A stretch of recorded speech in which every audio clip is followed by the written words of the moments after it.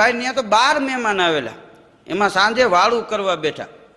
આપણે જમવાના પ્રકાર છે. સવારમાં ગામડામાં જે નાસ્તો કરે, સવારમાં જમે એને શિરામણ કહે, બપોરે જમે એમાં વાડીએ જમતા હોય તો એમ કે ભાત લઈને ગયા છે, અને રાતે જમે સાંજે એને વાળું કર્યું કહેવાય. આ જમવાના અલગ અલગ ત્રણેય પ્રકાર છે.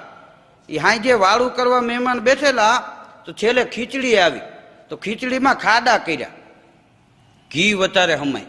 માપે ખાડા કરે તો વાંચો નહીં, પણ કુંભારે ઈટું પાડવા ગારિયા પલાઈ રહ્યા હોય એવા ખાડા કર્યા.